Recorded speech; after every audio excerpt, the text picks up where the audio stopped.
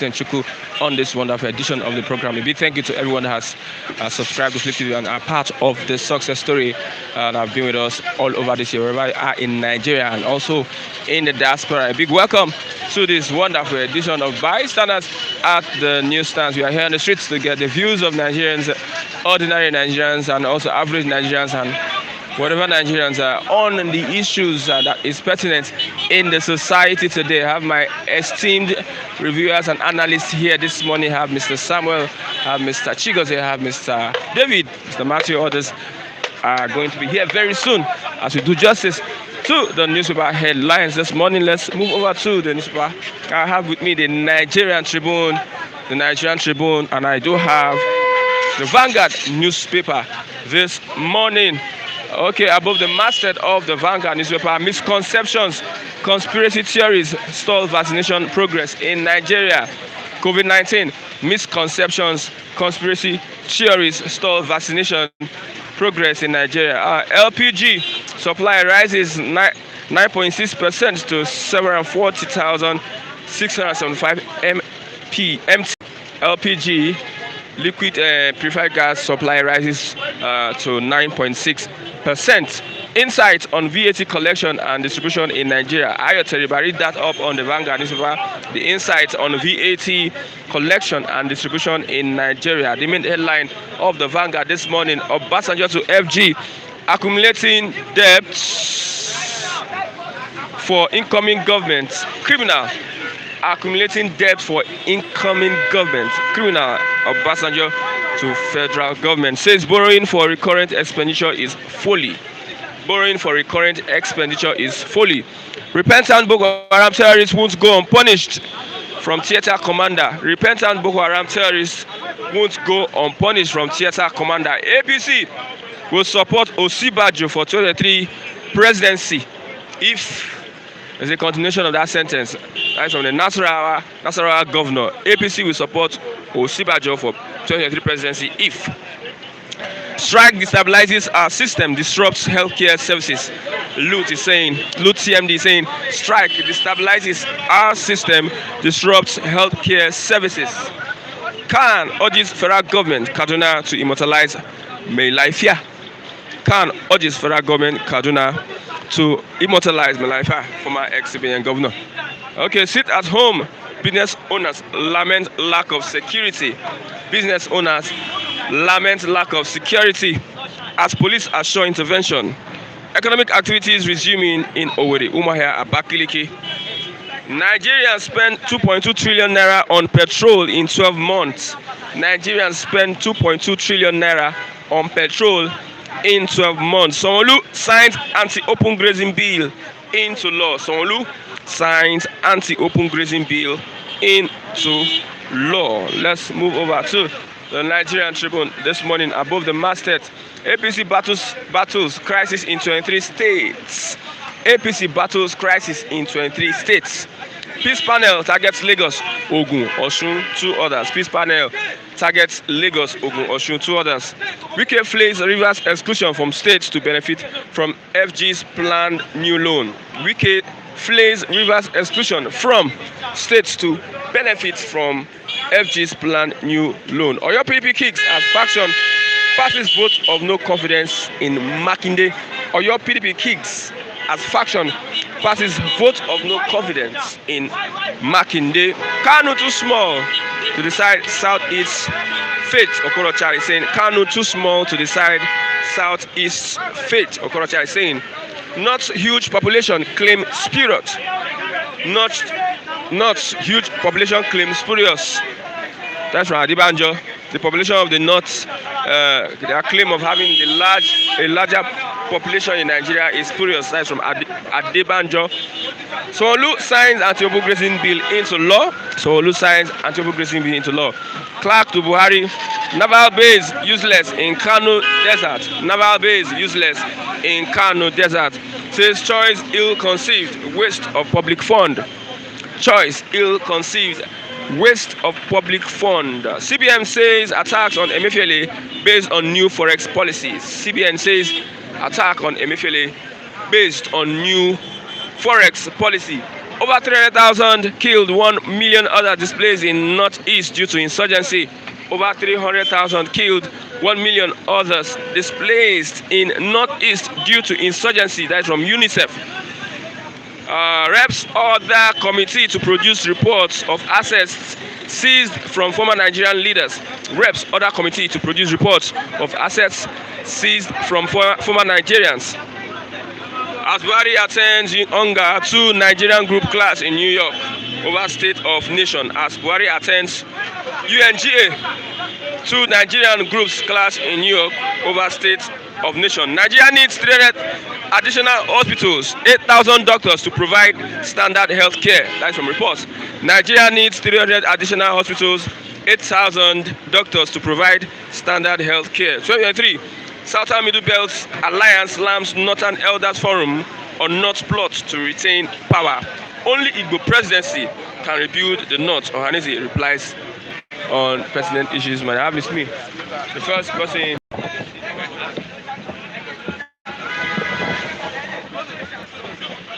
Good morning. Good morning, Mr. Christian. That's been long with you. That's been a long time. Yes, good morning, viewers at home. Good morning. My name is Samuel Effiong. I hope you're okay. I'm trying to be because the country itself is not okay. How much more those of us who stand here to do road stand public review? It's really not been easy. And it'll be risky. Yes, it's risky. Aside the fact that it's risky, the economic situation is really not funny. The look of things. So I'm there like every other youth. But once again, I want to thank our viewers. I'm not in the habit of mentioning names, but I have to. There's, I think one of the viewers had to extend a hand of benevolence. Yes, I think her name is. They said is mother in Israel, mother in US, and UK, no be Nigeria also. So thank you very much, and also I want to extend to most of our viewers. To Nigeria is constant. There's Mr. Taiwo Odunlade, there's Yakino, there's so many of them, very constant viewers. They watch every day. There's my friend from US, Udeme. There's also Mr. Joseph. Then on the 25th is the birthday for Mrs. Teresa Ago. Yes, coincidentally with my birthday. Yes. On the 25th, that is Saturday. Saturday, yes, 25th of September. So I thank you all. Thank you, because without you, we probably will not be here. We will not analyze anything or discuss some of the real issues that is going on here. So we thank you very much for watching. Please like Flip TV. Okay, Kano too small to decide Southeast fate. Okorocha is saying that. God that knows that I've not eaten this morning and sees my heart and knows that this country cannot continue the way it is, will destroy every human. When I mean every human being, be it politician or not politician, destroy them to their fourth generation.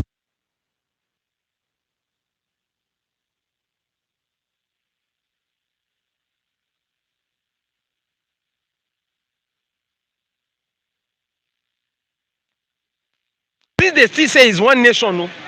That will not allow this nation to be structured like sane climes. Okay. America will want to go. Our president can run to London for treatment. And yet you don't fix this nation so that the people, even him himself, can treat himself inside the same country. You patronize the good hospital in Nigeria. I don't want to go to a clinic. I can't now. How will I fly from Lagos? Even if I get there, they won't attend to me like a former deputy director of CBN that died. Go and read the controversies that engulfed his death. So they will never have peace. Their children, their 10th generation will never have peace. They will never rest. Even in their grave, they will die a second death. It will never be well with them and their children. For all the political class that sees what is happening in developed countries, that travels and that see how standard nation, reasonable nation should look like, and continue to acting against the voice of it, will never be well with them and their children. It will never be well with their grandchildren. They will never know peace. They will die in serious death.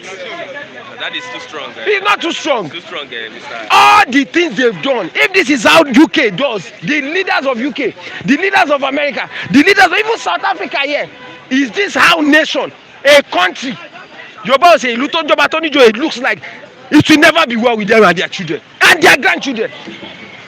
Because we can't continue with this level of madness in the name of a nation. No, it's not acceptable.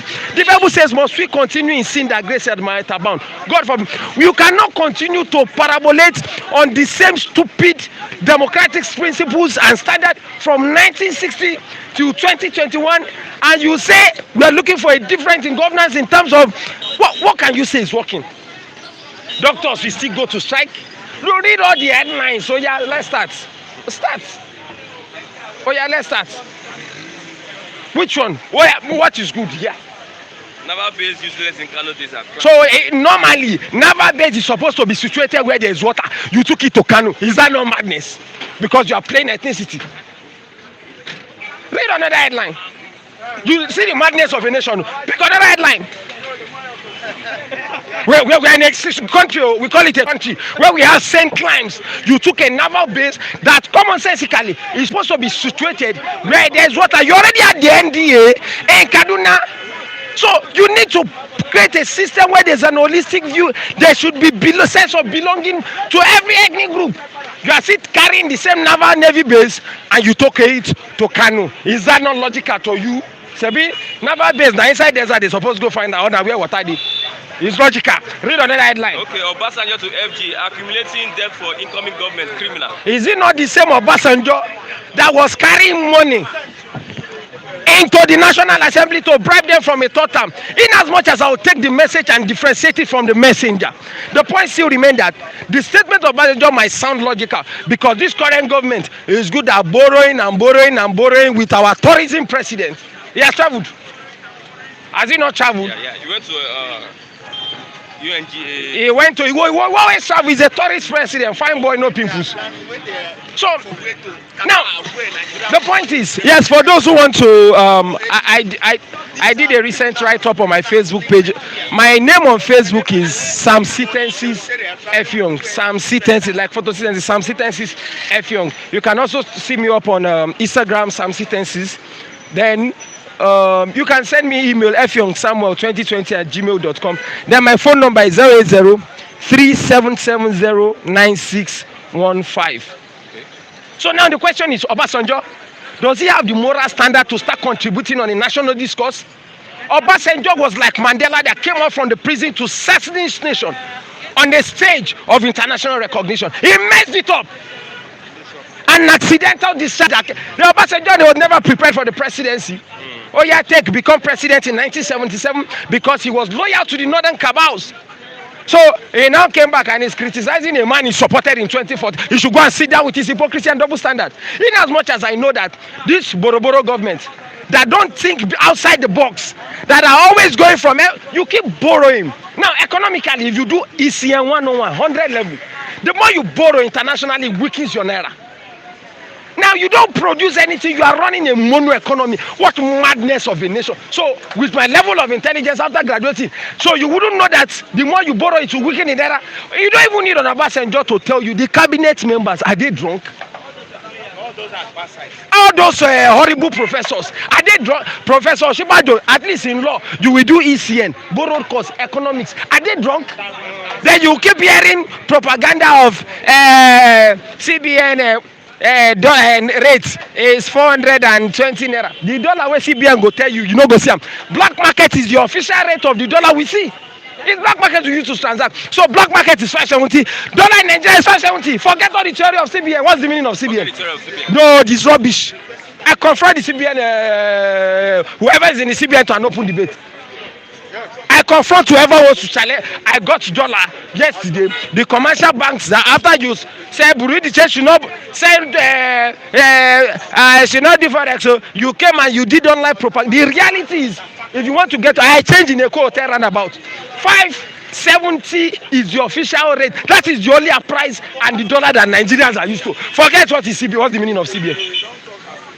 What's the meaning of CBN? When it comes to macroeconomic indices, The reality of what affects the common man is what we take. Forget all these theoretical underpinnings of CBN. Say for no dollar, if you sell 520, I carry $100 give a book. He gave me 5,000 and 52,000 naira.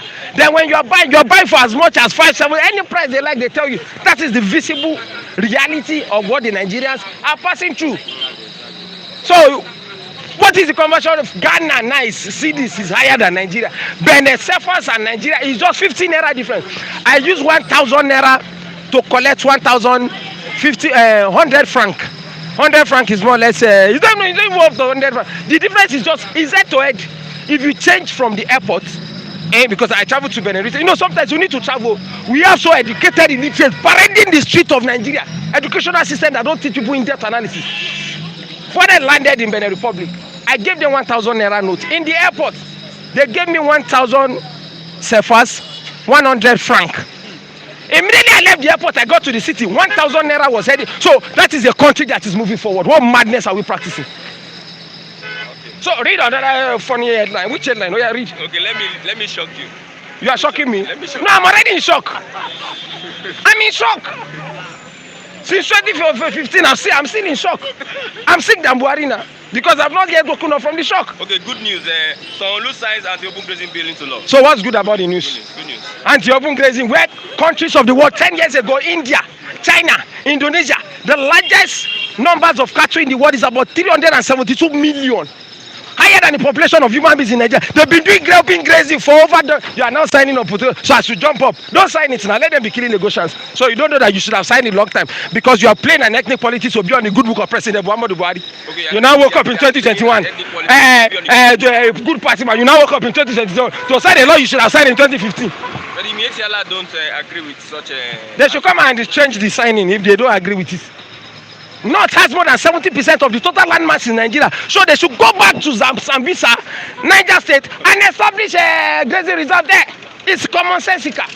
The land portion, you have over 70% of the total landmass of Nigeria. You are not making us on somebody. Lagos is the smallest state in landmass, in terms of landmass. In Nigeria, you are not coming to make noise in Lagos. Go and open it in Zambisa. There's land in Niger State.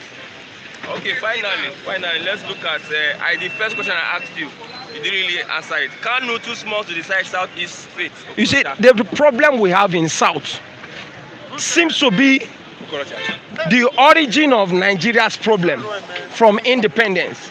And I'll need to say it, the hypocrisy that the Southern political elites majorly have exemplified is coming in different stratas. In as much as I want to take the Okoro Aboki into context, the point still remains that if you were a governor for 8 years, you saw other governors of ethnic groups when they were trying to curtail Boko Haram in the north. Let's be specific, it's on the media. They were challenging the president head to head. Now the question that should come into play is between Boko Haram and IPOB. You know, I've asked this question many times. Who is fighting a rational cause that is reasonable to the madman and to humans, locally and internationally? You don't need the answer. IPOB has an agitation based on premise. Now, how many times has Okoro Aboki come out like the way our northern brothers do to support those who have killed, bomb Air Force jet? The guy where they kidnap the major will just collect a boat. They don't pay ransom, keep quiet. Bomb Air Force. You know the meaning of before you have a rifle that can drop an Air Force jet fighter. Yet, the governors and the northern cabals and the political elites will come out openly in the presence of everyone and tell you that you cannot prosecute Boko Haram members, that you are killing their indigenes. They told Jonathan, the sitting president, the grand commander of the Federal Republic of Nigeria, a governor was telling the governor that you are killing their people. This double standard Okorocha kept quiet when the military was doing a so-called useless python down and crocodile rubbish in Southeast. How many times can we go on YouTube and social media channels and check and evaluate Rocha's Okorocha statement? Not in support of IPOB, get it, but on standard procedure. If you want to kill these people, you want to arrest them, oh, you have disobeyed social law within the territorial integrity of Nigeria as an IPOB member, I hereby charge you to a court of competence jurisdiction. Then you now start the legal. How many times has Okorocha come out publicly to condemn substance? It is because 2023 is closed. Rather, Okorocha and some political elites, hypocritical ones from the southeast, just like what we have in most of the part of the south, we are hiding. They will keep quiet. Only a yinaya baribe. Sometimes we come out openly. The military need to calm down. As an elderly man, you can't watch they are killing your people. You now come out in 2021 September because they will start the primaries of 2020. So he was doing his 59 years old birthday. Now he was saying that if the zone, why he said that statement was he's considering the fact of what might happen if the southeasterner will revolt against him in case he wants to come out for presidency. He was telling APC that they should not zone the presidency to the north. And on the same podium, was now telling the government to use dialogue. Dialogue where you no talk since 2015. You see the first time now the camera has been arrested. Google out Rocha Sokorocha. Rather, Rocha Sokorocha did a symposium in Imo State as a governor. He was now engaging in arguments with the IPOB members that, why do you want me to leave Nigeria and join IPOB? Convince me.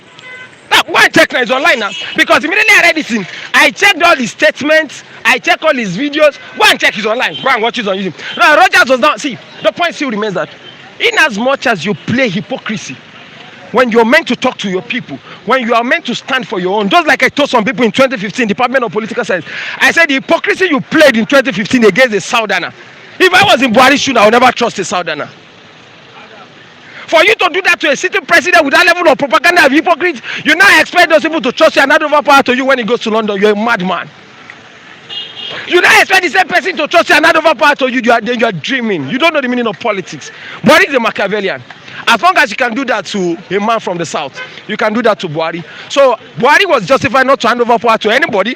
Stay with the power, travel, come back. And since there is no monopoly of deception in politics, the Jonathan that saw the betrayal did what? Worked with the Buhari. This is what will happen in 2023. Quote me. President Goodluck Ebele Jonathan. I'm not his fan because no political office holder in Nigeria cuts across the party lines, irrespective of the party and religious organization, have really done so well for this entity. So I really don't care where they come from. But here's the reality of the hypocritical system. The same hypocrisy that was played in 2015 will play back in 2023. Jonathan will cross-carry to APC. No man born of a woman would defeat a former Grand Commander of the Federal Republic of Nigeria in any election. If not for Buhari, nobody would have defeated Jonathan in this country. Immediately cross to APC is one-time ticket. No man born of a woman would stop him from getting there. No, nobody. Atiku is not coming to be. No, I mean in the primaries. Atiku will definitely is a former vice president. It is the caucus of the presidency that will decide that. They can't betray him at that point. So the people that are making noise, they know what they are doing.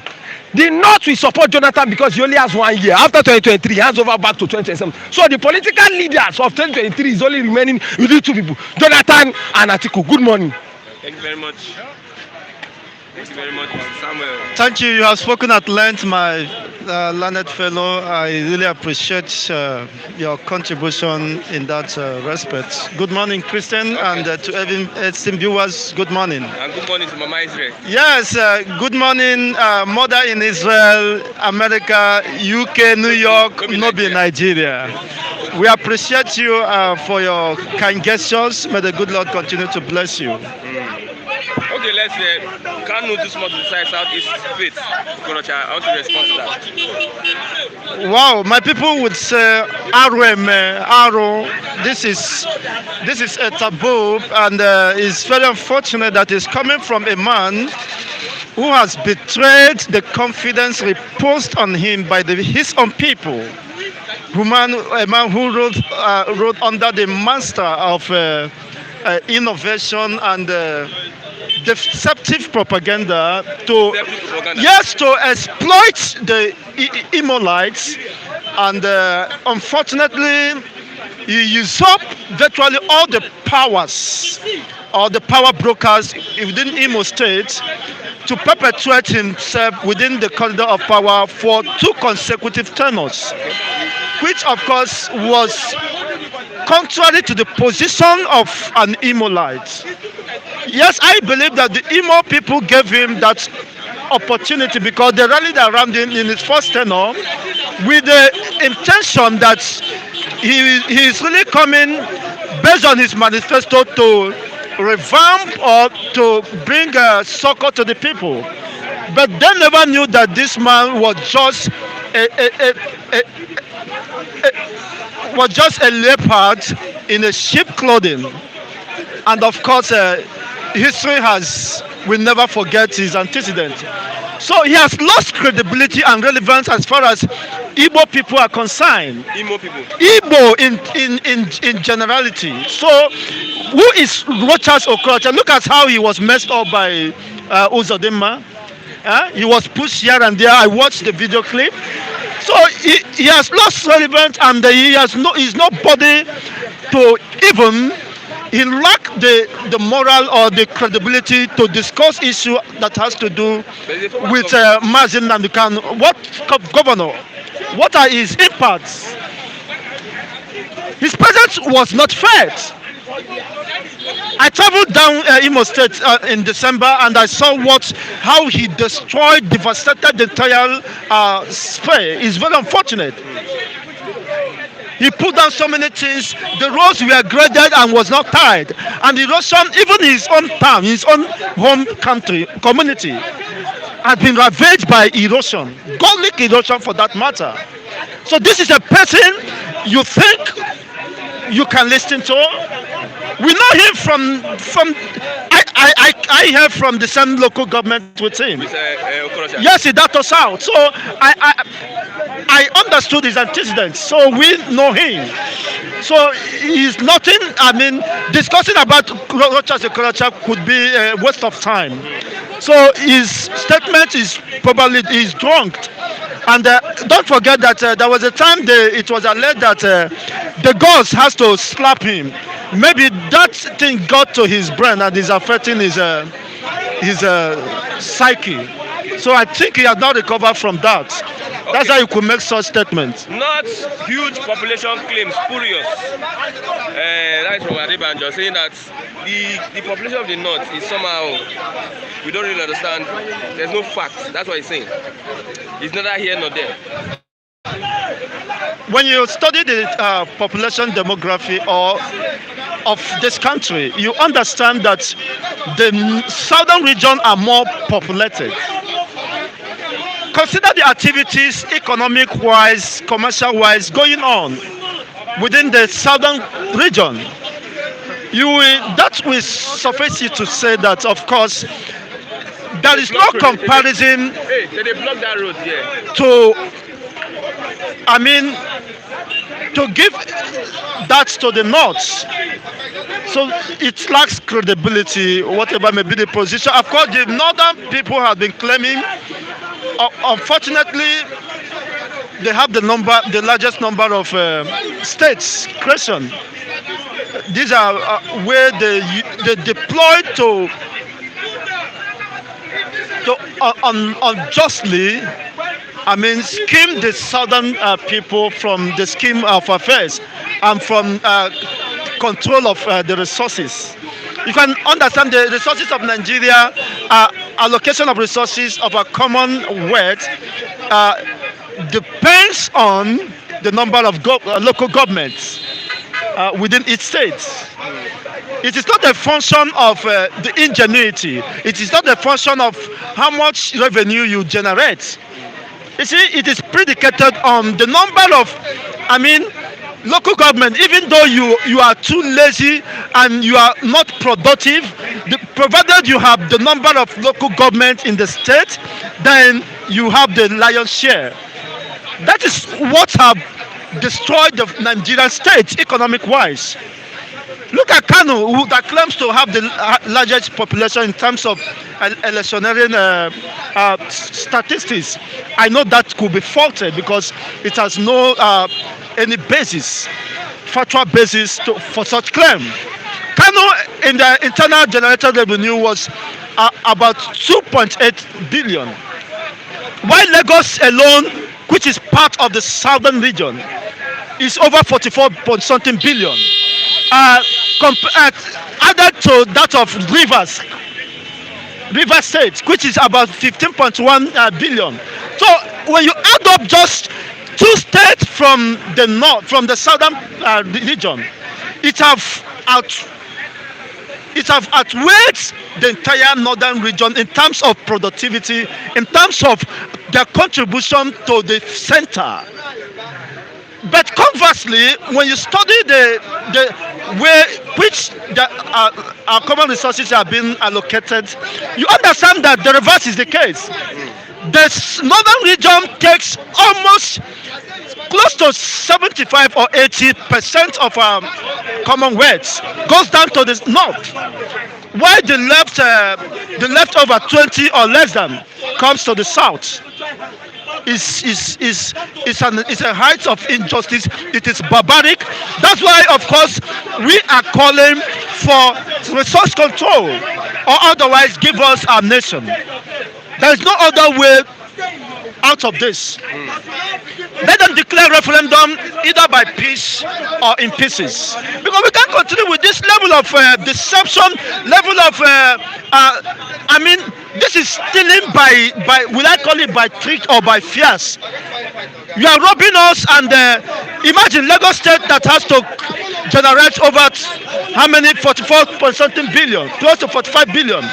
You only gave them 9 point something billion, and you have to share the remnant to the northern states who are not productive, irrespective of how the bandits and the Boko Haram has destroyed the economy and the commercial fabrics of those regions. They still benefit, take the largest chunk of the resources. It's very unfortunate. To FG, accumulating debt for incoming government, criminal. Of course, it does not take it does not take one to be a professor of economy to understand that. Even the individual, when you base on your life on borrowing, you are just incurring not just serious debt and embarrassment to yourself, but to the upcoming generation. You understand? You won't even have peace of mind. But unfortunately, it's not that the people within the corridor of power are heartless. They have shared conscience. It doesn't matter to them as far as their selfish interest is being protected. As far as, of course, it does not in any way jeopardize their demonic interests. They don't mind going at all lengths. How could a sensible government, a government that calls itself sensible, a responsible government, resort to borrowing as the only major enterprise or project he embarks on? You are not thinking outside the box how to revamp the economy, how to create enabling environment that can attract foreign investors. Multinationals with their billion-dollar projects will want to seek for a safe haven where they can invest and get returns for their investment. You are not thinking those in that dimension, in those areas. Those people you are borrowing from, if not that they have made provision for that, where will you borrow? And for crying loud, you are borrowing from China. Look at China is trying to do whatever needful to enhance the well-being of the welfare of the peoples of China. You are still borrowing from them, indebting yourself, enslaving yourself to another sovereignty, thereby losing the sovereignty of your state. You see, a state that is not viable, a state that cannot provide for her citizens has lost that credibility. It does not deserve to be a sovereign state. So it is an obligation on the part of the United Nations to consider Nigeria as a failed state, because Nigeria has failed in its primary obligations of catering for her own people. Look at the rate of killing and all that. They should declare Nigeria an sovereign state, and let other regions, especially the southern region, be declared as a UN protectorate, because we are at the risk of extinction. By UN Charter or standard. Any torture, any circumstances that brings about the psychological or mental torture of a group of people is considered as genocide. So Nigeria has embarked on this genocide deliberately against the southern people. To this end, of course, someday Igbo will have to flee for safety. You know how they invaded his hometown, country home. You know how many of the Yoruba indigenous were slaughtered in his own village. You know how many people that are lost on daily basis, being kidnapped, and it is not in the public know. See, people are dying on daily basis. So there have been this conspiracy on the part of the federal government to systematically and gradually but deliberately exterminate the entire southern region, which is a genocide organized by the states. So the UN has an obligation and a responsibility. We are not appealing to the UN by virtue of the charter and the international laws that Nigeria has lost its sovereign rights over the people, especially those of the southern region. So to this end, of course, we are calling. You can see there is an ongoing protest in the United Nations Assembly.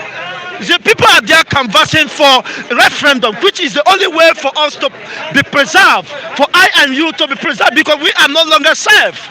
I myself am no longer safe. So you can never know what happens at this time, but I'm not giving dying to anything, because you only have 2 days in this earth: the days you are born and the day you are to die. But what matters is the impact you make within what you call the process of events. It's unfortunate, and therefore somebody, an infidel, an outcast, a fulefu of the highest dimension called Okorawusa, should make such unacceptable and silly statements in reference to His Excellency Mazi Nnamdi Kano.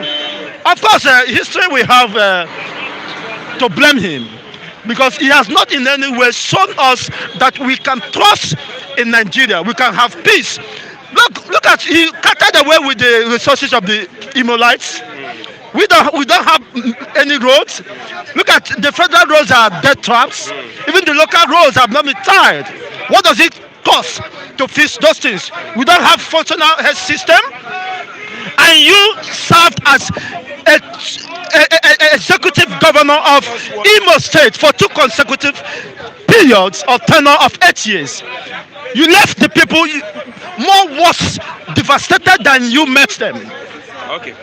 And the only thing you could achieve is to cede our own soil, our land to the Fulani, and promote the Fulani projects or oligarchy. Okay, thank you very much. I tell you, you are not going anywhere. But here comes the Biafra. And the kudos to those at the United Nations canvassing for the succession and, of course, the referendum of this country. So UN, I put it on you. It is not an appeal. You have an obligation and a responsibility to ensure that the southern protectorates are preserved and not, exposed to danger of extinction. Thank you very much. Not until you do that, there will never be peace in this earth. Thank you. Good morning, Mr. Matthew. Good morning, You are calm Mr. this morning. Christian. Is it the rain? Is it the weather? No, at times it's like that. Okay, the mood is calm. Say something. You Want to say something? okay. Good morning. Good morning. Your name. I remain with I know you remain your name. I by name Weze Sunday Mbogo. Okay. So a 300 level student in the Department of Public Administration, Ebonyi State University. So I was overworried with the situation of Nigeria. First of all, the Constitution provided that security of the people is the primary purpose of every government. Yeah. But my question is, where is the security of Nigeria? The masses are dying in the state of duplicating penury. Politicians are after their own interests without the interests of the masses. Even those that are charged with the responsibility of protecting the masses are now involved, are now the center of corruption. So I can say please for the peace to reign Let Nigeria be divided. For the peace Let to Nigeria be divided. be divided, for the peace to reign. For peace to reign. Yes, that is the only solution, because the issue of ethnic dichotomy, religious dichotomy has drastically eaten the fabrics of Nigerian government and politics. When it comes to true democracy, the issue of ethnic differences cannot allow us to elect a credible leader. So, and this has eat the fabrics of Nigerian economy. Just take a look at excess borrowing. From my own understanding, I discovered that excess borrowing can subject a country to dependency, in the sense that there is extent Nigeria will reach now that will be going neo-colonialism because of that excess borrowing. China is now trying to use Nigeria as a fragrance. Look at how much my contribution for this, because this is what I'm just doing for a living. There are Nigeria produce graduates, but there are produced theoretical graduates, Graduates. without practical examples. Many undergraduates, many graduates are unemployed, but what they are after is to raise a tax that can infringe the fundamental right of the citizens. Look at it, in the night like this, citizens are no more saved because of In Ebonyi State. both in Ebonyi State and other state of the Nigeria, other state in Nigeria. In the night, because of the increase in unemployment, the youth don't know what to do again. Those who are now privileged to do some business or the other will just lay in ambush, while those that are returning with some amount of money, they will just collect it, and you can't blame them much because they cannot die of hunger. My contribution is that if Nigeria should be united according to the provision of Section 1 of 1999 Constitution, that Nigeria is indivisible. Let there be national question. Let there be referendum. Let there be united.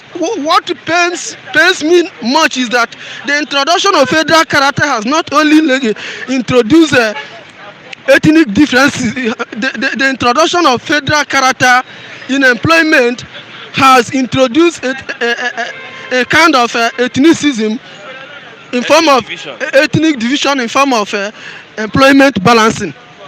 Look at the issue of favoritism and nepotism are growing in a geometrical progression when it comes to employment in Nigeria. So everything about Nigeria needs to be changed. Let the change begin with our leaders. What about restructuring? Restructuring is the subject matter of my statement. Just let there be restructuring. Okay. You just take a look at when you talk about restructuring. Take a look at some local government, some state has triple local government compared to other states. Can you calculate the allocation going to that state? Some states receive allocation in which more than 5 states can receive once. Take a look at Kano state having 44 local government, unlike Bayelsa and Ebonyi 8 and 13. That is the areas that Nigeria need to look at. Some state has up to 20 House of Rep, but when it comes to other states, up to 6, and the allocation according to the revenue sharing formula, allocation is always allocated based on the population of the people. But unlike Nigeria, some state has multiple population, but allocation going there is too small to cope up with the people. And you know, when the increase in population facing the few commodities can bring about a problem of overpopulation. So you're a student or a graduate? No, I'm still a student. A student. And what do you do? I'm just selling this thing for a moment because we just finished our exam now. Without this now, I can't pay all the necessary things required in the school. Okay, without what you do? Without all this phone accessories I'm selling. So the thing pains me more. That is why I want to contribute. Okay. So if Nigeria can reconcile, why for division? But if they cannot reconcile to please the mind of the people, Because according to Aristotle, he said the primary motive of every government is not to endanger the fundamental right of the people, such as right to life, which is denied in Nigeria, right to freedom of movement. Not every, you cannot, some state cannot even move, some citizens of a state within this Nigeria, some of the people in Nigeria now, before 9 o'clock, they have sit at home, they cannot move anywhere. For example, in southeast now, especially on Monday, everybody is entitled to sit at home because of the danger in the road. So all these things need to be addressed if Nigeria should be united. Okay, your name? I remain Mweze Sunday Ngbogo. I want to get a number. Let me get a number so that I'll reach out to you. 090. Mr. Martin. 090. Put your number. Good morning. Good morning, Mr. Christian. Somebody said that you are academic in your name. You are academic in your analysis. But I believe that you are trying to be objective. It's take the grace of God it's God that gives knowledge and wisdom. It's just that the government, in spite of all we're saying and what some other persons are saying, the government do not always listen to the yearning of the people. Because a sane society, look at this guy now. It's quite pathetic. Look at what is coming out from him. This is just one of many students you see in our tertiary institutions who are passing through untold hardship. And most of them pay for their school fees. So it's quite unfortunate. Let's go. This report, Nigeria needs 300 additional hospitals, 8,000 doctors to provide standard health care. That's the report. All this we need. How do we engage the government to implement all this? The problem we have in Nigeria is this. The solution to the problem of almost all the problem we are having is already in the public domain. Because all these problems have so much endured that argument, conversation about it have been discussed severally in different forums. But the problem is that the government, when I mean the government, I'm talking about the political class. They are not always been affected by what affects the common man. So, because of that, they are not always ready to give it attention. We only see government showing a resolve to fight insecurity because it is affecting even the political class.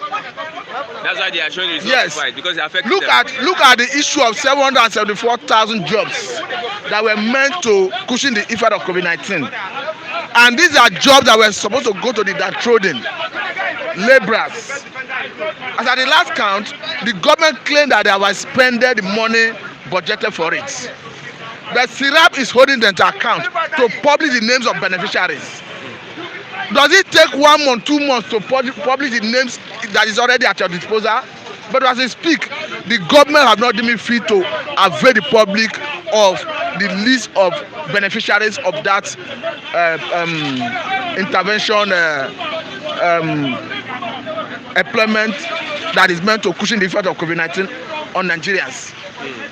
But if that money was meant to be used by the senators, House of Rep members, governors, it will trickle down to every member. Nobody will be able to embezzle it. So we have a government that is united against the common man. That is why they will talk about how to transmit election results. A senator who know that he needed vote to get to Senate, a House of Rep member who know that he needed vote to get to that house, will collude among themselves to rob the common man, to rob democracy. How can you explain that Nigeria, as we speak, do not have what it takes to transmit the election result electronically, and we are seeing Kaduna State governor demonstrating it? That is hypocrisy. So the same reason you will not see government thinking of fixing health facilities. So quite agreed, the report would have been a painstaking process of trying to solve the issue of healthcare system in Nigeria. But unfortunately, with the government giving attention, I don't think so.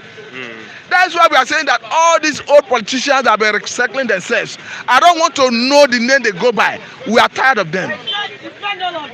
We need a young person in the saddle. We need a youth in the saddle. We need a youth as the Nigerian president. Because I don't know what Atiku want to do differently from what he did as a team member with Obasanjo. I don't know what Jonathan want to do differently from what he did under 6 years as the president. I don't know what someone like Tinubu want to do differently from what this government is doing, because however I look at it, he's an integral part of this government. So I'm saying that let us get a youth. Let us get somebody who have not tested, who have not been soiled within Nigerian system, so that we can, somebody who have the affability, who have the intellect, who have the administrative acumen, political acumen to manage Nigerian resources. Whether you like it or not, Nigeria is endowed with enormous natural resources, but we are not using it. If we utilize steel will give money more than oil. Nigeria have one of the largest deposits of steel in the world. If we develop steel in Nigeria, Nigerian steel will capture African markets. But because of the easy money that comes from oil, the government is not taking that direction. So I'm not having any hope that this current government or any government that have the same ideology with this government will give their report an opportunity to see the light of the day. Okay, Clark to Buhari, Naval base useless in Kano desert. Says choice ill-conceived waste of public fund. I think it is nepotism taken too far. Because what purpose will it serve for you to go and build naval base in Kano State? You have states where we have shorelines, starting from Lagos, Ondo, Bayelsa, Delta, Akwa Ibom, River State. Lagos. Yes. So why don't you build a good naval base in any of these places? We used to have one naval base in Sapele. It has been reduced to ordinary training school. We used to have one in Warri. It's nothing to write home about. And go and look. The largest oil field in Nigeria is the Bonga oil field in Bayelsa State. So what do you want to protect with naval base in Kano State? What purpose will it serve? Do you have water to navigate from Kano to Niger Delta to Lagos to these places where you have coastal lines? I don't think so. So I think it's nepotism taken too far, and I think it should be encouraged. It's a waste of resources. It's misappropriation of resources. For me, it's even misappropriation of fund, because you are not appropriating it appropriately.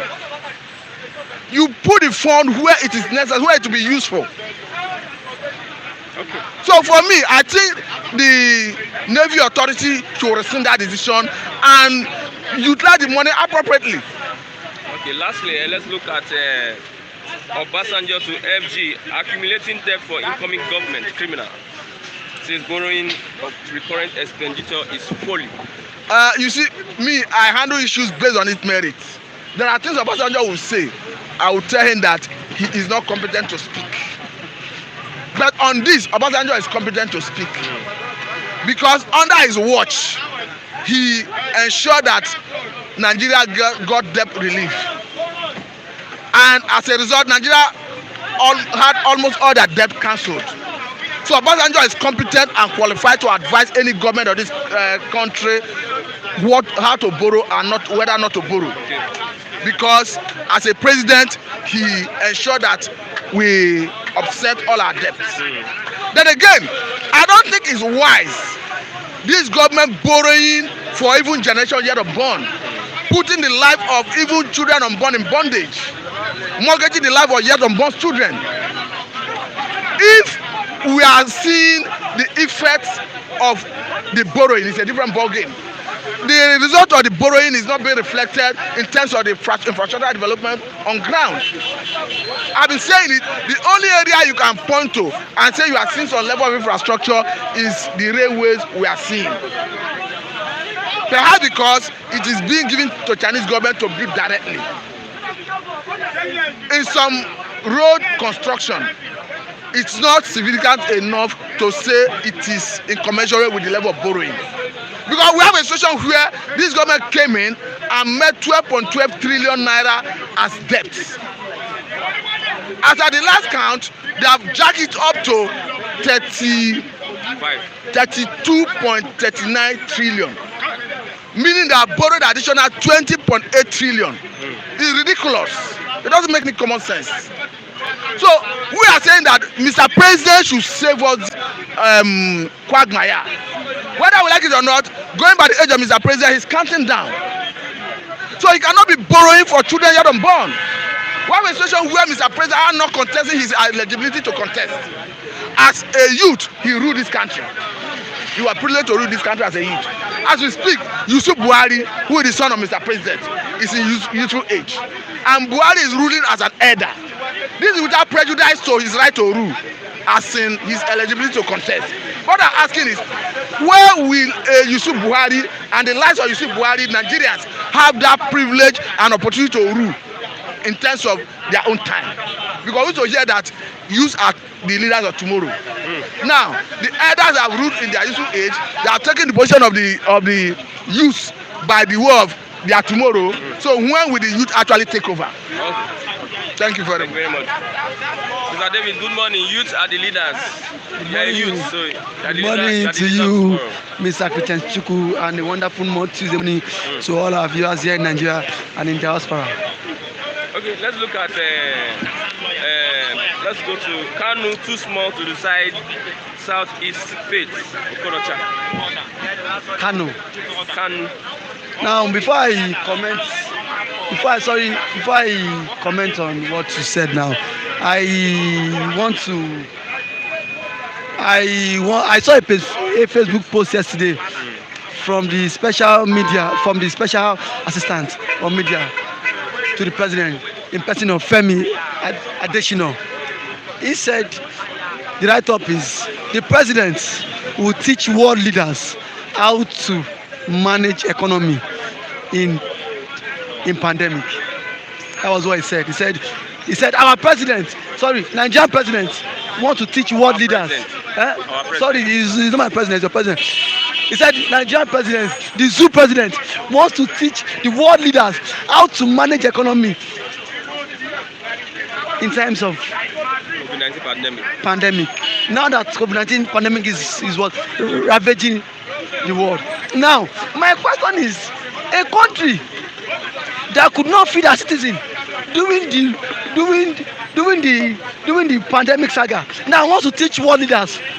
How does the president want to tell them? What does he want to tell them?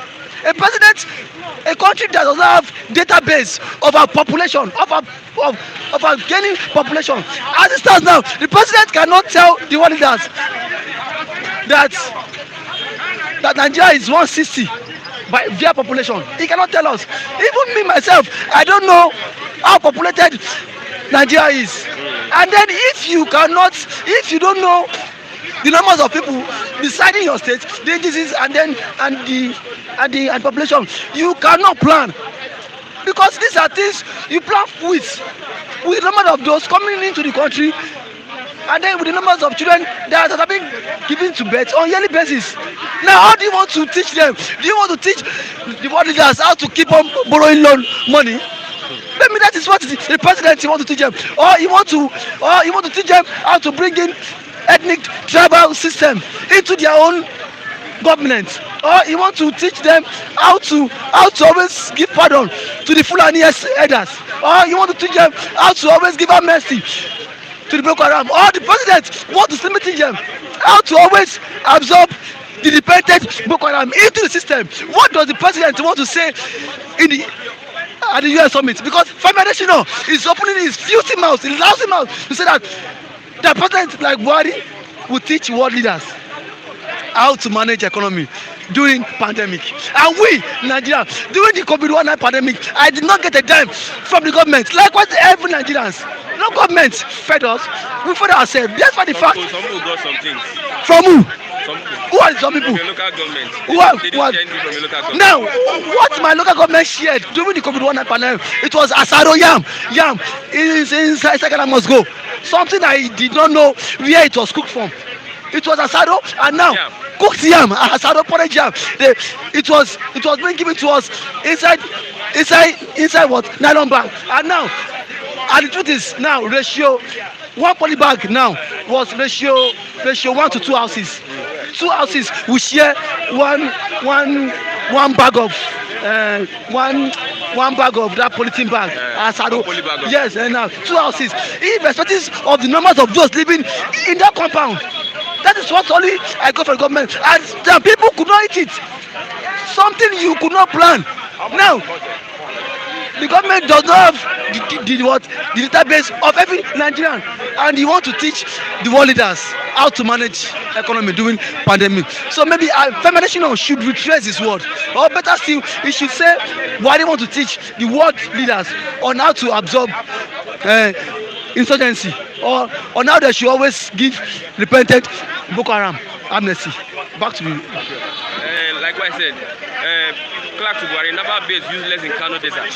You can see. I look at Naval base, it's supposed to be where there is water. Where there is a riverine area. The real meaning of a naval base. As you can see, due to the nepotic nature of the president and his actions, it is the president. It is the president. Now, the chief of naval base. The chief of naval base presently is from Kano State. And now, when he proposed this to site this naval base in Kano State, why did the president, or why didn't the president say no to it?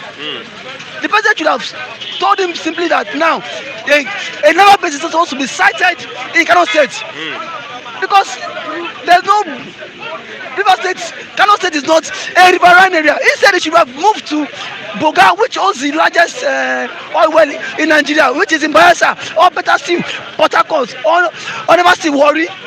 Those are those, or better still, Akwa Ibom State, within the south region.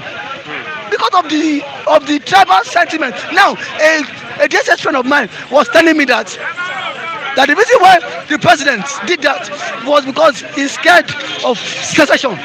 So in case Nigeria secede tomorrow, you can see every military base, from the NDA, from the Nigeria Defense Academy, from the Nigeria Police Academy, Woody, from the NDLA drug enforcement training ground, from the custom training ground. They are all sited in the north because of what? Secession. And that should not be. And then why are you still calling us Nigeria if every of the military agency base is always sited in the north on these premises? Even if the chief of naval staff is from Kano State, why should the president assent to that? Or see, is the president aware of it? The president is aware of it, and the president has given them a startup form. You can see the injustice in the system. That is why every Nigerian is saying we want to go. That is why the Yoruba man is saying we want to go. That is why the Igbo man is saying on the other side that we want to go because of this pure injustice. Kano State no get water, you carry naval base go put for Kano State.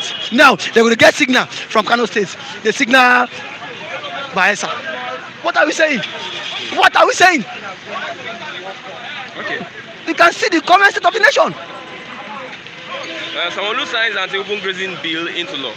Sanwo-Olu signed anti-grazing bill into law. Now, Sanwo-Olu, thank God, Sanwo-Olu is now becoming. Some eastern governors have not signed. You just how many eastern governors have not signed? The two eastern governors I know that will not sign are the governor of Imo State and the governor of Ebonyi State. All the others to sign. I can bet that others to sign because these two persons are very loyal to the president and they don't want the president. These are Fulani governors, and which the president is majority of them wants is just lobbying to become the friend of the president. I know the rest of the governor will sign. Just two governor states. Imo State would not sign. Ebonyi State, David Umahi will not sign. Hope Odingba, he would not sign. Aside from yes, I know we not sign it. Now someone that have said there is a land reserved for the what open grazing bill. He said it in the national daily. He said now they should look away.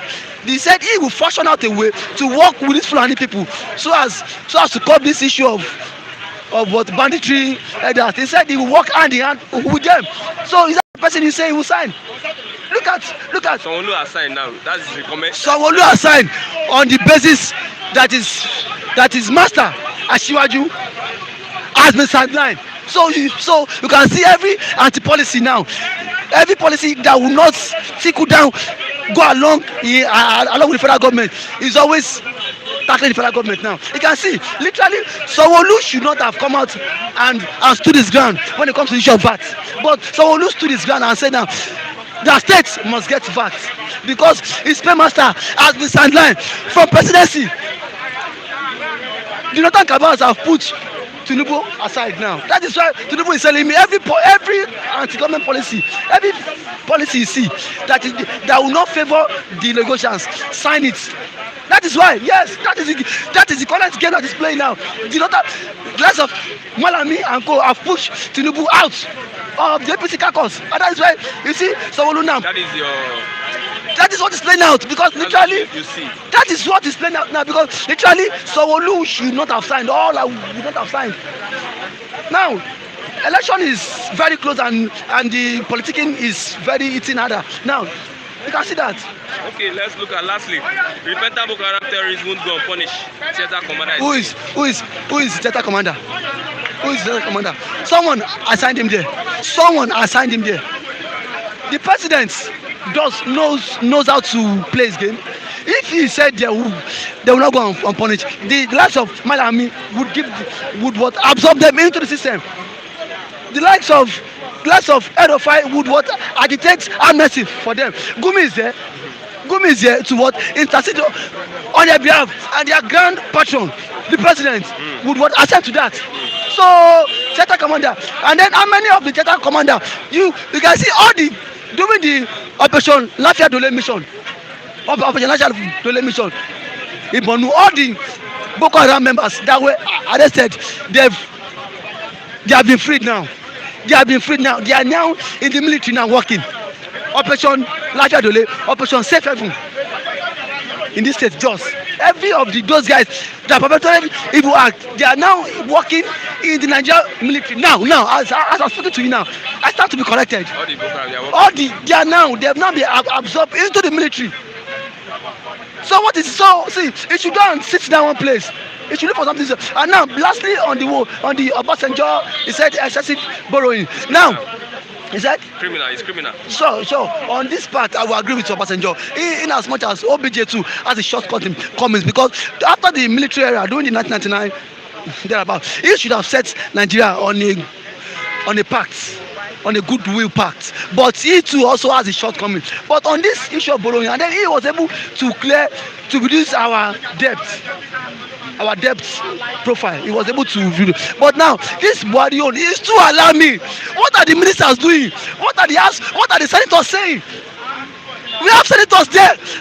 What are they saying? What is the hope of Nigerian man, common man on the streets? You know the implication of this excessive borrowing. Our currency will keep on to be devalued and be devalued until when it is devalued to the fullest. We have elder statesmen. We have people like the president. Enough of this borrowing. I'm surprised that Reuters Okorocha is saying that the president borrowing is for what? Infrastructure. Obusodima he should visit a psychiatric home. His brain needs to be checked. Because you are telling me it's for the president borrowing is for infrastructure, and with the Nigerians we are not seeing this infrastructure anywhere. What are you doing with the money? It means some persons are just busy siphoning public funds that is meant commonwealth of the people, that is meant for the people. They are not siphoning it. I see we should come to the right whereby it is high time every Nigerian to say, President, enough of this borrowing, because this borrowing is killing our economy, and it will kill our economy. And what is the connecting minister of economy saying? She's not saying anything. She should advise the president on this excessive borrowing. It's really biting hard on us. Inflation is on the high side. Okay. It's on the high side. Let the president wake up. If he's sleeping, let him resign. Enough of this nonsense. We cannot have dollars controlling our economy. And then we see every Nigerian on the street keeps on dying on daily basis. Insecurity zero, health sector zero. Now if the president really means well for us or means well, that money should have been pumped into the health sector. Pay the doctors on strike. Doctors have been on strike for 6 months now. You've not given fees to even address that. Insecurity money. The president withdrew 1 billion from the SS school account just to buy ammunition. Now he's still borrowing now to fight insecurity. What the hell is happening in the country? Okay. He should resign. Okay. Thank you very much. People. We are pressed for time. Right? Yeah, good morning. Yeah, 7 minutes, but you wasted a lot of time for a while. See, the way the guy is vibrating, you need to understand. Allow people. So you don't want the vibration to connect. Nigeria is. Well, that's a wonderful country. Let's look at accumulating debt for incoming government criminal since borrowing for recurrent expenditure is folly. That is Obasanjo is saying. Obasanjo is talking now. Yeah, I think the accumulation of debts for successive governments did not start with these people, right? I want to be factual, right? Obasanjo, Okonjo-Iweala, and some key important economic people during Obasanjo regime, they make sure they reduce our debts to 0.0. You know, there was not debt really 0.0, but to minimal, you know. What I mean by 0.0 to where these people are now, you know, and it was reduced to minimal level in which Nigeria was relieved of, you know, of debts, right? Then under the successive government after Obasanjo government, Yaradua, I never even know his economical policy, but he was able to stabilize Nigeria. They're coming down to Jonathan. There was massive borrowing under Jonathan too, and there was massive looting under Jonathan. There was massive looting under Obasanjo. There's been massive looting of this fund. They are not borrowing this fund for any infrastructure. They may spend 40% of this fund for infrastructure. The 60%, where does it go to? It filters into their different pockets. We could remember just of recent a minister of agriculture that went ahead to buy a Kankas house, a dilapidated, abandoned project building that he said he bought it for 8.something billion naira. Where is the case now? We've not heard of it. I want people to hold me for what I'm saying. It happened, and we go back to the archive where the papers brought them out. Now, what I'm saying now, the borrowing is you and I that will pay this money. These people, they are the one that are borrowing this money, they are the one that are enjoying this money, but it's you and I that will pay this money. That is why this morning I want to, you know, tell my fellow youths, we should not be just follow. We are not follow come to this world. There was a report this morning that youths have endorsed Yaya Bello for president. Who is Yaya Bello? That guy cannot be trusted. He has worked with federal ministry in this country before. Anybody that's wine and dine in that federal, so-called federal status, state status, local government status should be. I mean, we want a neutral guy that will come, and what we need now is participatory politics. We come into politics, not exactly we join all these prostitute parties like PDP, APC that they cross over, they hit each other. I mean, they cross over at their own will. Look at my own friend JFK. JFK has crossed over to APC now. To APC now. Please, somebody should help me. I mean, it's distracting me. Please, it's distracting me. Come on, you are distracting. So the problem now is, look at JFK. I'm so surprised. His father was an ideological politician. That's Chief Remeka Fanika. I could remember that he did not put nepotism, he did not put tribalism, he purposely and ideologically joined NCNC that belongs to Nnamdi Azikiwe, and he stayed focused with that party. He never cross carpet from action group to So what I'm saying now is we don't have ideology politicians. These politicians, I call them politicians. Are you saying Panika, the son or the father? The father was an NCNC and he was an ideological politician. But can you say of the son now? No. And actually, people don't know. This guy is coming back home to the APC. He abandoned the house he built under Obasanjo. They built together. He was a PDP under Obasanjo. Under Yaradua, he crossed over to, I think under Yaradua, he was still a PDP. Under Jonathan, he crossed over to, I think under Yaradua, he crossed over to APC. Then under Jonathan, he came back to, PDP. From PDP now, jump back to APC. Is that the kind of politician you will believe? Is that the kind of politician you have your stake on? So, we youths, our problem is we need to take the decision of where we want to go. As it is now, I could hear from the back, argument in the morning that Jonathan is coming back. It must still be, we must be replicating the old tired politicians we've tried, we've used, we've tested, and some were gag not to perform. Like Jonathan, actually, he was gag not to perform. Is that how we're going to continue? Once you do it for NSAS, you did it for NSAS, you could be able to organize yourself. Why can't you be able to organize yourself nationwide just for a youth candidate that can transform our life? Because we've mortgaged our life. That's just the hit. We've mortgaged our life to all these old hooligans, politicians. I was in Ekiti the other time. I saw a convoy I've never seen in my life. Escalade, G-Wagon, all this thing. By the time I look at what is going on here, is Obama, is Biden in town, or is Boris Johnson in town? Later I was told it was a Senate president. And if you see the roads from Ekiti to what's it called, from Ilesha or Ekiti Ondo to all those axes Ibadan road, those roads are that's why I'm going to call on Mr. Fashola now. The charity begins at home. Are you still coming back to the southwest you belong to? The roads in southwest are so bad. You are doing the northern road, you are doing every road, but how about your home state? How about your state road? How about your region road? How about the southern road generally? Are you fixing them up? Because what I saw in Ekiti, Lagos, Ibadan, Lagos, what's it called? Lagos Ife road, Ibadan Ife road, all those roads that leads to Ife, Ekiti, Ondo State, they are very porous road and bad road. So, youth, awake, grab the power from the powers, old cabals, grab the powers from them. I appreciate that, from the old cabal that does not want us to breathe. This country as it is a blessed country, but the people in the leadership want to frustrate us, and that's if they push us to the wall. It's either we go, we part our different way, or if we want to be together, we the youth will use the same format we did for the NSAS to capture the power back.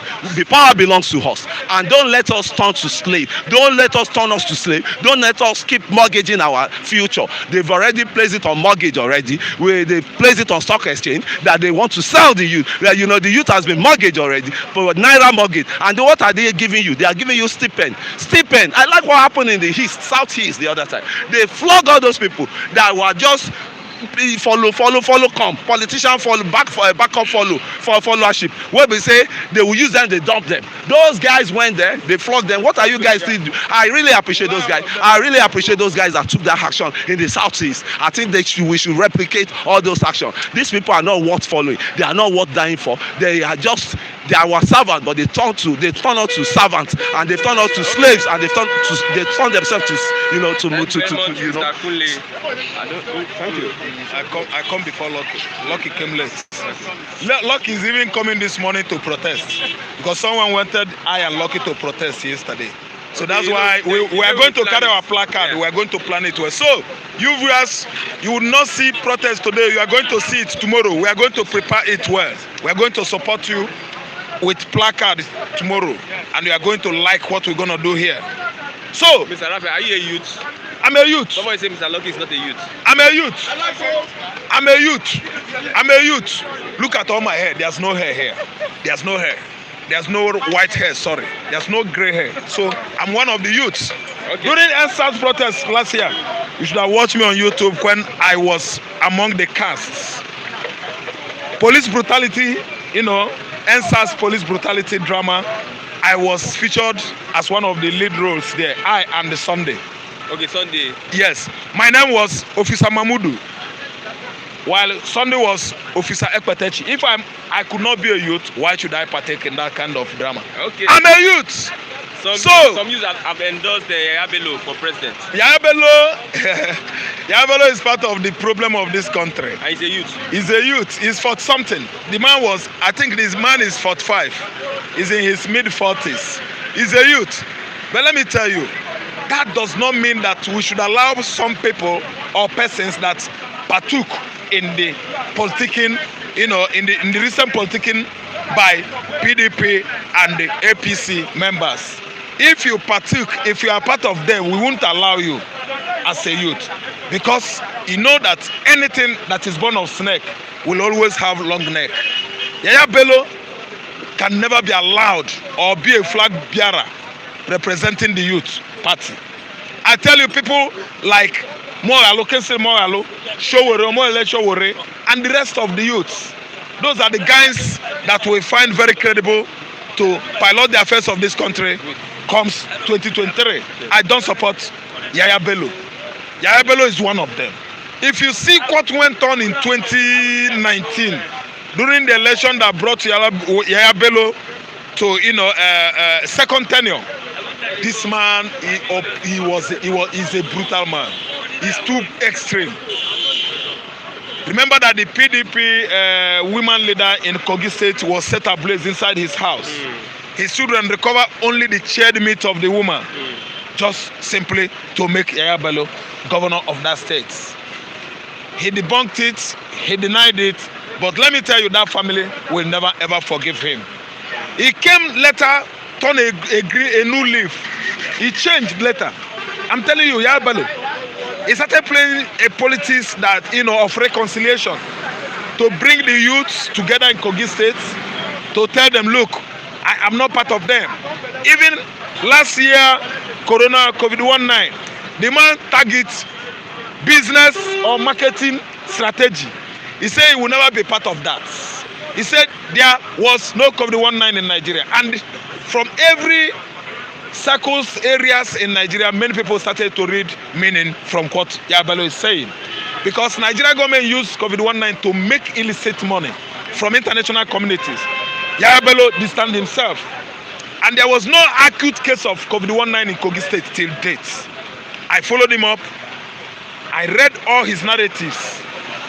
You understand? To prove his point beyond reasonable doubts that there was no COVID-19 in Kogi State. I know he's a youth, quite clear, but he cannot be there. He's corrupt already. He's part of the system. Do you know how much that goes to Yaya Bello monthly as security vote? What has he done in Kogi State? Look at the security there. They killed yesterday. They killed the other day in Kogi State. Okay, let me tell you, watchkeepers who are having their, night vigil or something like that. Bandits went there. Gunmen killed how many? Abducted 2. So you see, the money they give them, they don't handle the money well. To almost 300 million every month for security votes. What has he been using the money for? What has he been using the money for? The money goes into his private purse. So we cannot trust Yaya Bello as a Nigerian youth that can pilot the affairs of the youth in Nigeria well. Okay, one more question. Kano too small to decide Southeast fate? Okorocha. Kano, Ojus of Kano is that? Nnamdi Kano. Okay, Nnamdi Kano is too small in the eyes of Rochas Ewuocha. Nnamdi Kano is a little boy in the sight of Rochas Ewuocha. That is how you understand things. It seems that they have carpeted Nnamdi Kano. Carpeted him what? Because now, look at the IPOB, the confusion in IPOB. Thank you. According to you, a lion is in the jungle. Yes. Yes, the lion that is down in the jungle, of course, we know is Nnamdi Kano, and they have not been able to take that gentleman to court. Do you know what? His British citizenship, Britain has joined them because Britain is the cause of the problem in Nigeria. That's why they will not like to address Nnamdi Kano's problem. Nnamdi Kanu is the giant or the lion we know right now that is down in the jungle. Everybody knows that. Do you see? IPOB would have been in shambles worse than that.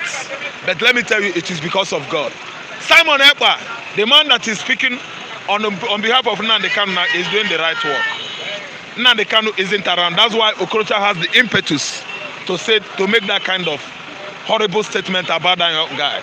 Nnamdi Kanu is the one that is controlling southeastern Nigeria now as I'm talking to you. Don't control me, shut up your mouth. He's the one that is controlling southeastern Nigeria. Get out from there. Control southeastern Nigeria as I'm talking to you. Everybody in the southeast obey. They hear from him. They love him. They like him. I didn't understand. See, let me tell you, a journey of many miles begins in a second. We don't need to rush things so that we wouldn't make mistakes. If Nnamdi Kanu, if Simon Ekpa is not listening to Nnamdi Kanu, it would have escalated since. I'm telling you. But Simon Ekpa is being very logical and diplomatic. He hears from Nnamdi Kanu, our leader. I didn't understand. So let me tell you, you are right. There is some skirmish, violence within the group. But still, conquer me. Yesterday, sit at home was observed 85% in the southeastern Nigeria. 85%. Because Aba boys insisted they should do their business. I think you understand. Then Onitsha boys, they have seen what happened in the recent time in Onitsha. Even day before yesterday. They are safe here in Anambra State. They obey sit-at-home order. My junior brother called me. He said, sit-at-home order is still proliferating in the southeastern Nigeria. He said that nothing has been removed so far from the kind of spirit they used to start it. Do you understand? He said nothing. He said it is still works. Even today, he would have worked today, only that it will affect business or the economy of the southeast somehow. So that's why they are relaxing it. They are not going to make it Monday and Tuesday anymore. You understand? It's only Monday. But what happened is that what Simon Ekpa is saying is that if federal government refuses to bring him out this Friday, because he's due to go to Abia High Court, libel suit, he labeled against federal government of Nigeria, who led the military onslaught on his father's palace and killed 28 Igbo boys. So he's taking federal government to Abia High Court. Then he will be on leave to follow court process. So let me tell you, Nnamdi Kanu is still in control. Those people who think that they will press Igbo man, pressing Nnamdi Kanu down so that Biafra will not come again, they have failed. Let's see, the cloud of trouble, cloud of more stringent agitation is gathering in the southeastern Nigeria. Igbo man has been marginalized, suppressed, and let me use the word compressed over the years. But this time around, it's not going to be like business as usual. What Abacha did, Obasanjo did it. Obasanjo did it, Buhari did it. Everybody's policy, very, very hard policy, Kuro policy, is just to harm Igbo man. Abacha stopped engineer Ezekiel Izog, the first made in Nigeria car in 1995. He fabricated the engine. He had a factory to manufacture Z600 G-Wagon. He succeeded already. That gentleman was writing for Toyota, modeling for them. I'm talking about early 90s. Abacha suppressed him. He died of suppression, of depression. Nobody heard of engineer Ezekiel Izog. Are you listening to me? A professor in Nekede, Imo State.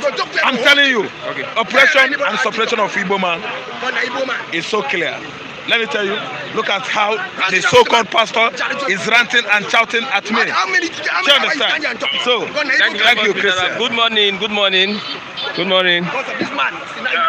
Yeah, good morning. Yeah, good morning, sir. I think you have just seen the blind spot of the people that they don't see. Okay. You see how they shouted that epic guy down, that Akwa Ibom man down? Okay, yeah, I saw That it. is the blind spot that they don't see. This is why they lost that civil war. They dismiss the Ijaws that are 16 million people. They dismiss the ethnic people. And they say the Hausas are oppressing them. The minorities in Nigeria make up over 50 million people. If the minorities were together, they will make up the majority.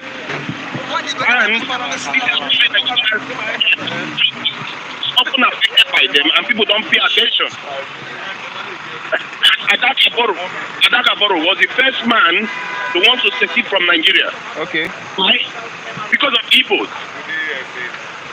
He saw how Enugu was having all the wealth, while Ijaw people didn't get anything. And he wanted to secede from Nigeria. Okay. And Igbo people don't realize that. And they shout the South people down all the time, while they accuse the Hausas of doing the same to them. Yeah, I get your point. I get your point. And they need to start being aware, because we are all tribalists, we are all blinded by our own people, and we forget that we are all suffering. Yeah.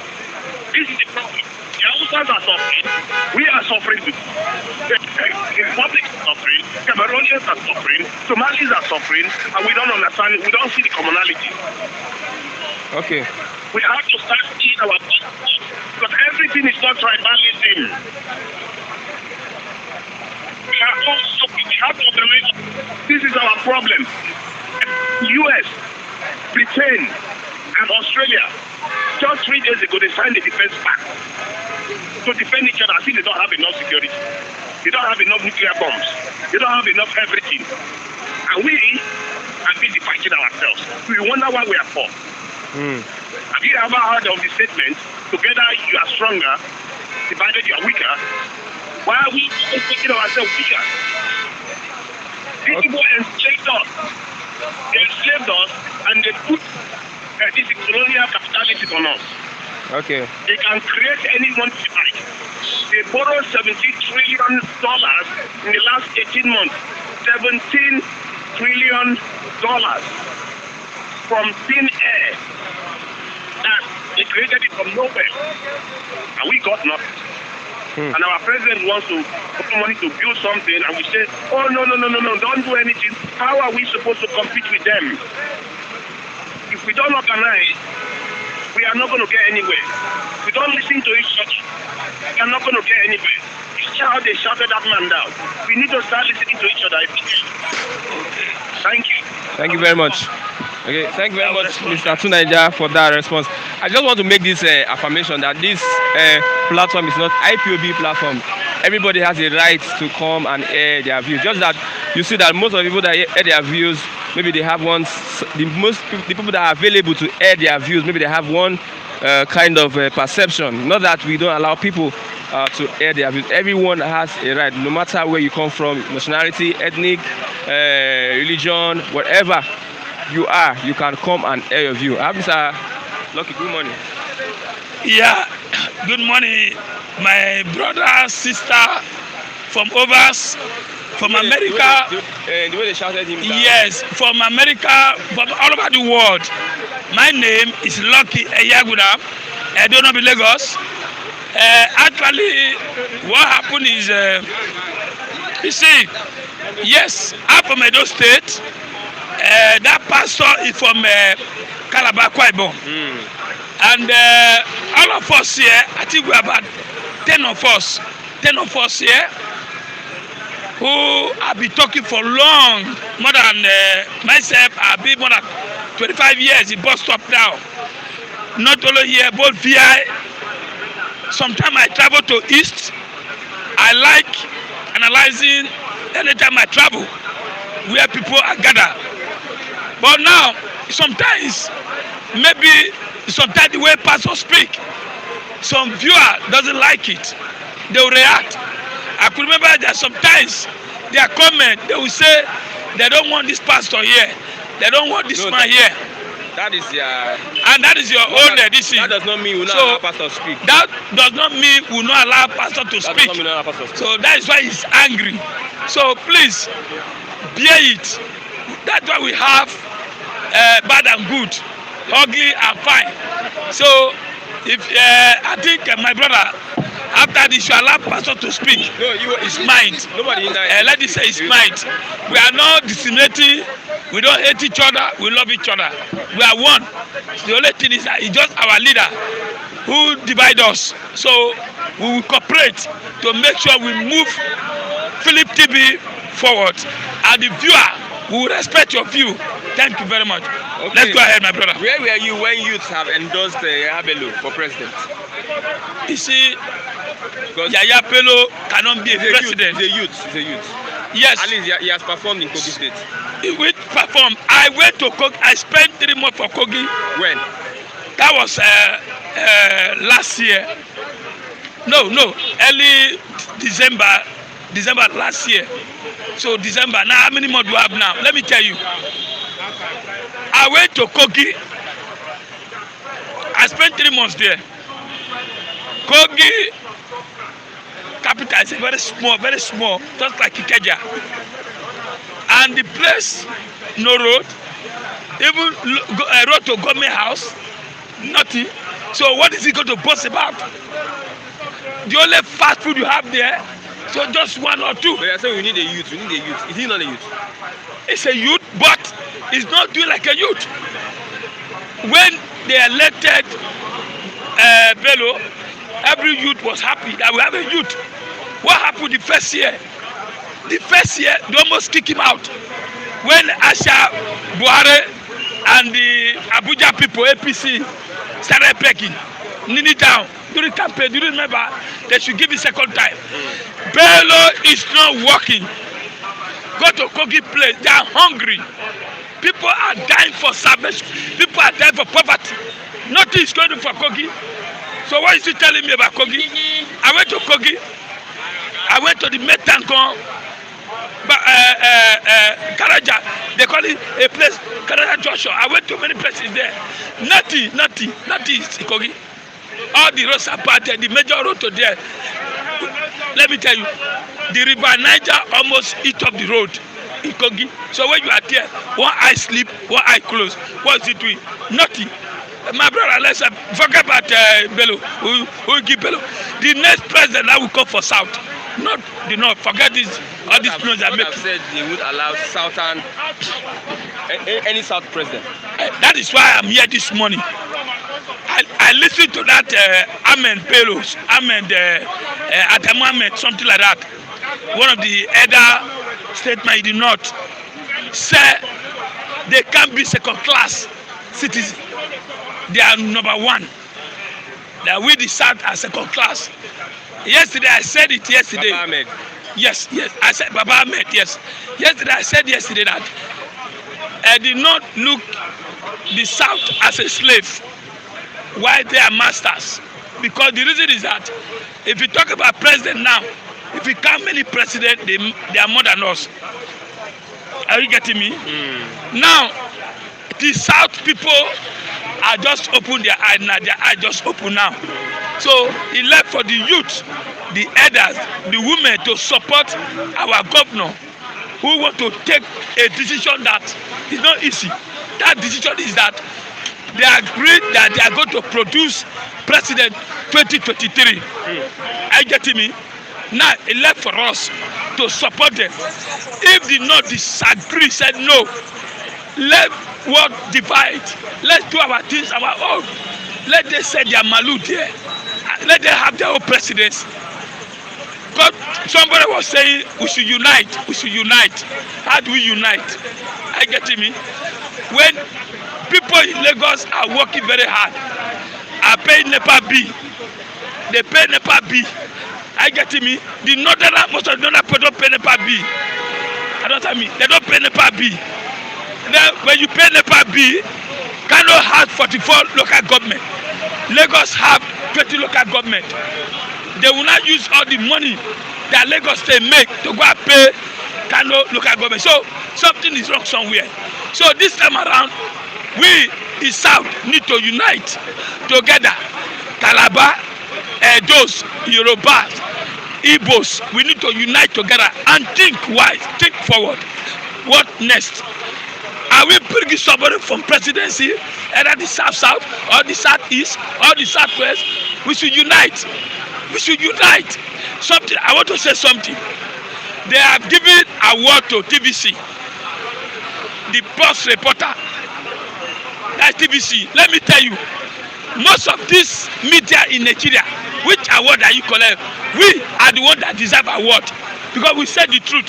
Philip TV, the viewers, and the Philip TV deserve award because I remember 2019, it was TVC who could lie and remove Jonathan from power.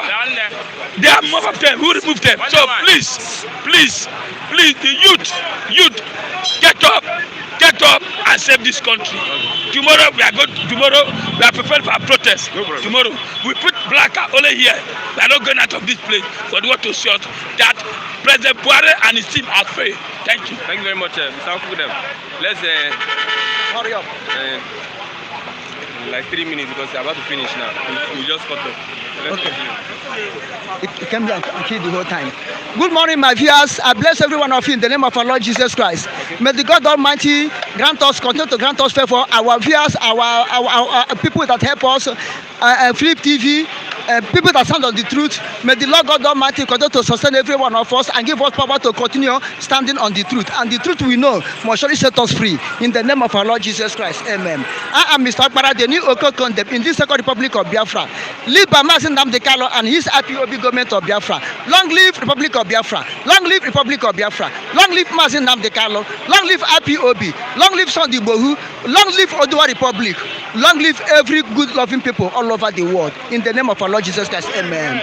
Now, what is on the board? Okay, let's look at one topic. I'll just read out to you. Kano too small to decide Southeast fates. Okorocha is saying. You see, that barbarian, that Fulani man. No, don't call. I will abuse him. He deserves it. For him to say Nnamdi Kanu is too small. What is he? Is he elephant? Is he Roger's elephant? Nnamdi Kanu is a lion. Although he lied down in the jungle, it doesn't mean that he is weak. That is his own opinion. Don't need to abuse him. It doesn't mean that he's dead. When a lion is sleeping, nobody should go and wake him up. Rogers is trying to wake Nnamdi Kanu up. Rogers is playing with a lion. When lion come out to devour him. There's a vow. There's a proverb what people used to say. Better go to Nona.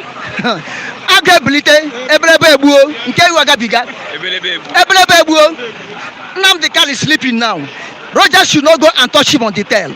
Rogers should not go and wake him up. If Nnamdi Kanu is too small, but Nnamdi Kanu is commanding force all over the world. Who knows Rogers Okorocha? That's the 419. Who knows him? Rogers is a 419 before he became a president. Before he became a governor. What was his business before politics? What was the living Rogers' method for his living before business? Before politics? You are saying Nnamdi is more influential. Nnamdi is more influential. Look at him, Nnamdi Kanu is still in a Fulani dungeon. They hold him. They see what happened in Southeast. DSS with Nigeria DSS. I said, whatever you call it, is Fulani dungeon. Who controls DSS? Who owns DSS? Nigeria. Who's ruling DSS? Nigeria. Who ruling Nigeria? Who is Nigeria? Nigerians ruling Nigeria. Nigerians are not ruling Nigeria. The people ruling Nigeria are Fulanis. They are vendors from all over Africa. This is why they are borrowing money to put the original Nigerians into problem. Okay, we have original Nigerians now. We have original Nigeria. We have immigrants in Nigeria. We have Nigerian indigenes. So the immigrants that came to Nigeria to settle are the one borrowing money, putting Nigerian indigenes into problem. That is why Rogers is talking rubbish. Okay. That's what I'm saying. So, Rogers, whatever you do, whatever you say, you cannot compare Nnamdi Kanu with yourself. All the whole Igbo politician in Igbo land, in Biafra land, Southeast, Nnamdi Kanu is more than you people. Nnamdi Kanu is selling all over the world now. Nnamdi Kanu, look, you people cannot deceive Nnamdi Kanu as well as deceive Ojukwu. Ojukwu returned from Africa. You people deceive him to join politics. You cannot deceive Nnamdi Kanu. Nnamdi Kanu is the man. God have chosen him. He's a God-given leader. Nnamdi Kanu is in prison, giving order. He's in detention, giving order. He's working. But Rogers, when you are governor, what do you do in Imo State? how do you liberate Imo State? Only I'm not talking of Biafra as a whole. Imo State. Imo State. How do you liberate Imo State? How do you put Imo State in good shape? Rogers Okrocha, shame to you. Okokon Demi said, shame to you. Very soon, you people will expel you from the land of Biafra. Thank you very much. Very soon you will see. Omo Biafra.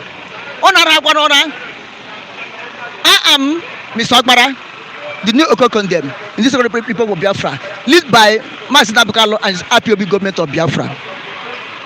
Omo Biafra, onye no babu the chen den chembe nile. Omo Biafra, look, Rogers, Nnamdi Kanu is not leading Igbo. What he leading is Biafra. Nnamdi Kanu is not leading Oboko. Where you come from? What he leading is Biafra. Thank you. Okay, I've come to the end. They say Baba, whether Baba will talk. They say Baba is supporting striker. At least he hailed some of the analysts here this morning. We have come to the end of Bystanders and Newsstand this morning. Thank you very much for being with us from the beginning of the program. Till tomorrow, as we meet by God's grace, we'll see as God keeps us tomorrow morning. Bye for now. A big thank you to the man behind the camera, Mr. Ifeanyi. Thank you very much for being with us. Thank you now, as we see you tomorrow.